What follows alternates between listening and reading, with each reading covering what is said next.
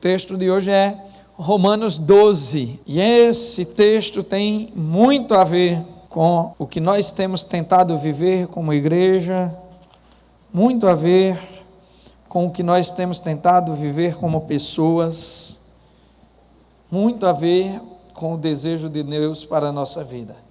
Um texto conhecido, já foi pregado aqui muitas vezes, mas fazer uma rápida reflexão sobre isso. O texto diz assim: portanto, irmãos, rogo-lhes pelas misericórdias de Deus que se ofereçam em sacrifício vivo, santo e agradável a Deus. Este é o culto racional de vocês. Não se amoldem ao padrão deste mundo, mas transformem-se pela renovação da sua mente, para que sejam capazes de experimentar e comprovar a boa, agradável e perfeita vontade de Deus. Por isso, pela graça que me foi dada, digo a todos vocês: ninguém tenha de si mesmo um conceito mais elevado do que deve ter, mas, ao contrário, tenha um conceito equilibrado, de acordo com a medida da fé que Deus lhe concedeu. Ora, queridos, esse texto, que já foi pregado aqui sei lá quantas vezes, mas que parece que se renova por ele mesmo. Cada vez que eu leio esse texto, parece que ele é outro texto, e parece que ele fala novas coisas mais profundas ainda.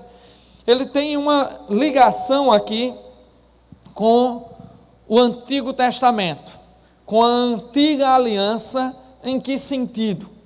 Quando ele diz assim: coloquem-se como sacrifício vivo, santo e agradável a Deus. Coloquem-se como sacrifício, no altar, como sacrifício. Ele nos coloca numa outra posição: ofereçam-se em sacrifício, né? Ele nos coloca em uma outra posição diante daquela que era tratada na lei. Que posição é essa? A de estarmos no altar. O que é que acontecia lá no Velho Testamento? As pessoas erigiam altares para colocar seus sacrifícios por 3 razões básicas. Uma, para pedir perdão; a outra, para agradecer a Deus; e a terceira, para exaltá-lo pelos seus grandes feitos. Eram as 3 razões: pedir perdão, exaltar a Deus pelos seus grandes feitos. Tá? Essas pessoas se colocavam dessa maneira lá diante de Deus, porque entendiam que essa relação de sangue, essa relação consanguínea com Deus, de entregar ali um sacrifício, um boi às famílias mais ricas, um cabrito às famílias menos ricas, e uma pomba, um pássaro às famílias mais pobres. Essa relação de oferecer o sacrifício era oferta de gratidão, era oferta de pedido de perdão pelos pecados, era oferta por exaltação a Deus. O que Paulo está nos dizendo aqui agora é: não coloquem nada disso mais, não coloquem mais nada disso no altar. Coloque a sua vida, disponibilize-se, coloque-se diante do Senhor, coloque-se no altar do Senhor. É bem simples a mensagem: não quero mais sangue de boi, não quero mais sangue de ovelhas, não quero mais sangue de pombas ou de rolinhas, não quero mais sangue de nenhum outro animal, quero sua vida no meu altar. Consagração, talvez seja a palavra aqui. Estar no altar de Deus significa dizer que a minha vida, em todos os seus sentidos, sem nenhuma caixinha fechada, está à disposição de Deus. Quando eu leio esse texto, eu lembro imediatamente de quando Abraão ofereceu o seu filho, seu Isaque, ali naquele altar. Depois de passar anos tentando ter um filho, depois de passar anos sem a possibilidade de conceber, depois de tanta luta, o Senhor diz: Abraão, vem cá. O que é que tu tens de mais valioso, Abraão? É o teu filho. Eu quero o teu filho. Vai lá e coloca ele no altar. Entrega-o como sacrifício. Abraão prontamente obedeceu ao Senhor e Deus permitiu que ele fosse até o limite. Até o limite, Deus permitiu que ele fosse. Até o ponto de Abraão pegar aquela faca em suas mãos, levantá-la para matar o próprio filho, entregando ao Senhor como sacrifício vivo. E ali o Senhor disse: para, Abraão, você chegou onde eu queria. Para, Abraão, você está onde eu queria. Você me entregou a vida. Na verdade, não era a vida de Isaque que estava no altar, era a do próprio Abraão. Era a do próprio Abraão que estava ali no altar. E sabe o que é estranho disso? É que cada um de nós tem um Isaque para entregar a Deus, mas muitas vezes nós queremos conduzir a nossa vida de maneira a aumentar o nosso Isaque e não entregar a Deus. Por isso que Paulo diz: ofereçam-se como sacrifício vivo, santo e agradável a Deus. Uma das coisas que me chama a atenção é que Paulo quebra a história do Velho Testamento quando diz: ofereça-se como um sacrifício vivo. Porque todos os sacrifícios do Antigo Testamento são sacrifícios de morte. Mas agora é sacrifício vivo. Um sacrifício que não se encerra com uma facada, um sacrifício que não se encerra com um incenso queimando, com lenha queimando, um sacrifício que não se encerra num altar feito de pedras, mas um sacrifício vivo, um sacrifício que não acontece em altares feitos por mãos humanas, mas um sacrifício de quem se coloca no altar invisível de Deus e de quem anda, de quem chora, de quem sorri, de quem festeja, de quem pede, de quem ama, de quem erra, de quem acerta, mas acerta no altar invisível de Deus no seu dia a dia. Aqui Paulo está dizendo: consagre a sua vida no altar do Senhor. Coloque o que há de mais precioso na sua vida nas mãos de Deus. Mude o seu caminho. Ande conforme o Senhor quer que você ande. Transforme. Aí ele vai dizer mais na frente: transforme a sua mente. Renove a sua mente.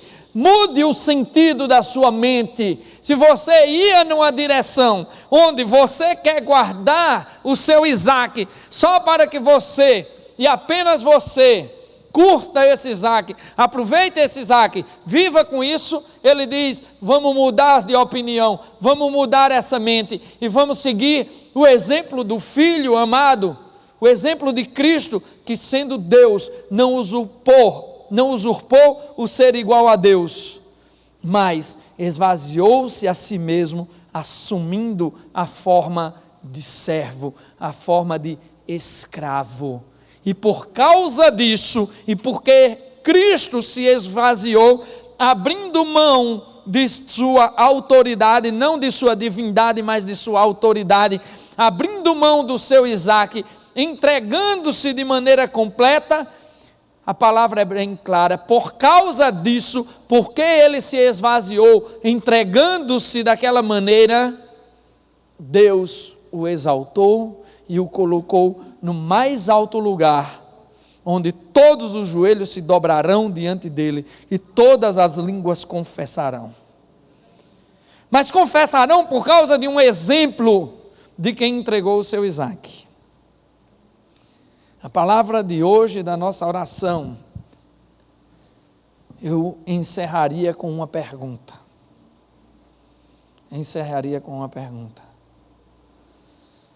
Qual é o Isaac que estamos escondendo do Senhor? Qual é o Isaac que estamos escondendo do Senhor? Paulo diz assim, mas no 3º versículo: não tenha de vós mesmos pensamento mais alto do que convém, mas cada um pense sobre si mesmo, de acordo com a medida da fé que Deus lhe deu.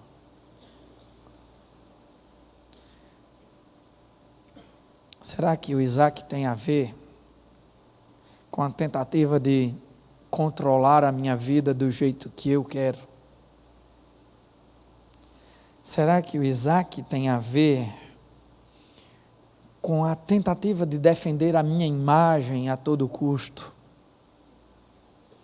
Será que o meu Isaac tem a ver com pensamentos egoístas, materialistas, com pensamentos que me afastam da obra de Deus?